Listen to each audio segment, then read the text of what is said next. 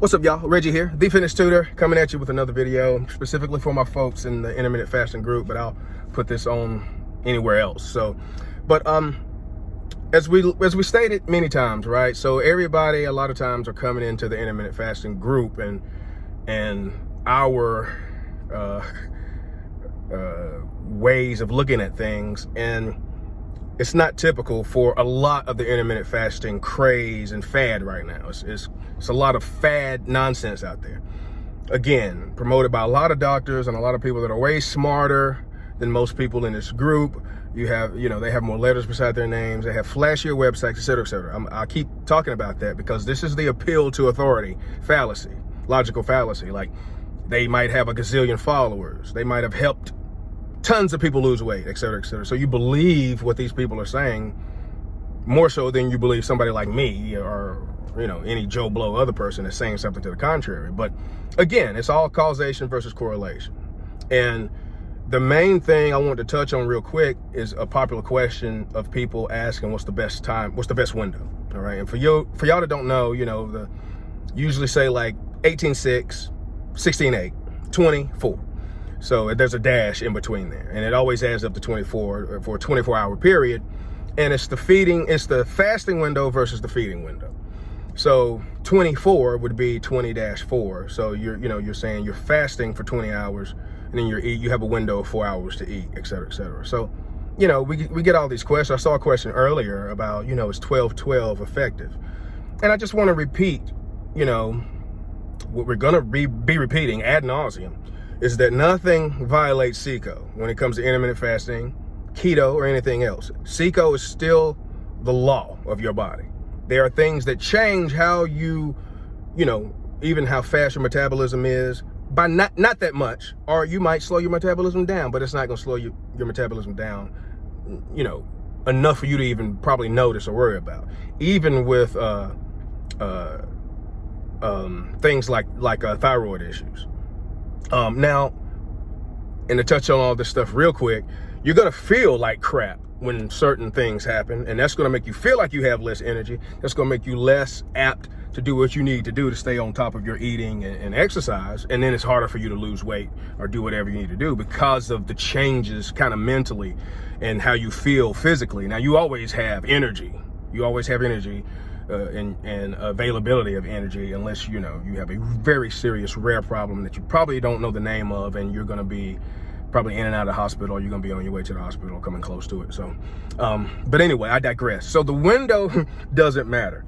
All right, 12-12, 18-6, 16-8, 24, it doesn't matter.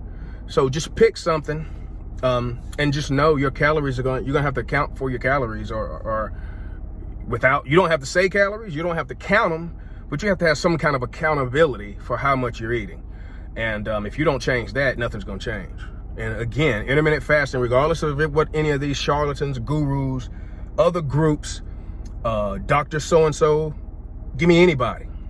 Because it's not me talking about this, it's just mounds and mounds of data out there that lets us know that none of this stuff matters outside of calories in, calories out. It's just a way for us to manipulate our eating. Now, again, I'll also keep saying this. Intermittent fasting is powerful, and I think it is, and we do have, again, certain benefits. Most of them are way over-exaggerated, and some of them just really don't exist compared to some of the stuff that what a lot of people are claiming happens, et cetera, et cetera. Again, autophagy. All of that stuff is over sensationalized and blown out of proportion, and most of it is nonsense. All right, you don't need to fast to experience or increase autophagy, at least not in the traditional sense of fasting. So, and again, more on that later. But we do have benefits, and I feel like you do need to feel like you're doing something special, but you're not turning yourself into an X-Man or X-woman or whatever, right? You're not getting all these superpowers that these people are making it sound like.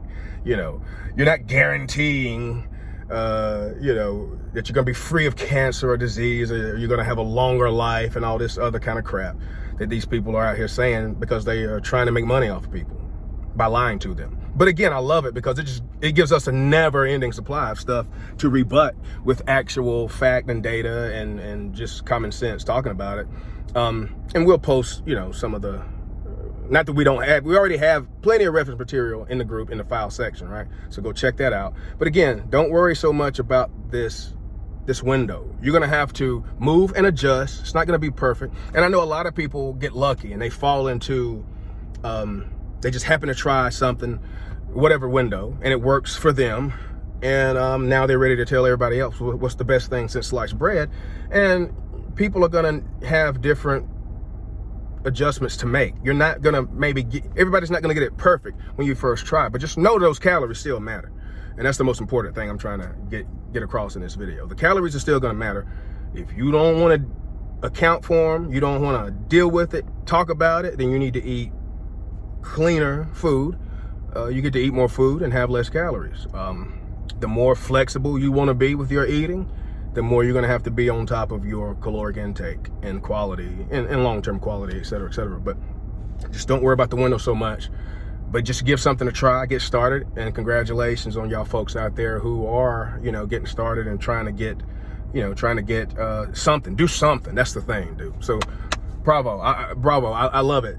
Get started and just know you're not gonna be perfect and you're gonna have to make adjustments. I've been training other people since like 1994.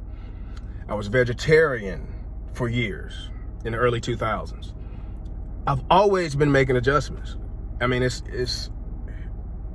everybody's gonna have to make adjustments. So that's just it. Don't worry about it. Stop trying to be perfect, as I've said in many other videos. All right. See y'all. Thanks for coming to my Reg Talk. Love, peace, bacon grease, and don't add yeast, but to the least. And stop the madness from all of these charlatans and bullcrappers, please.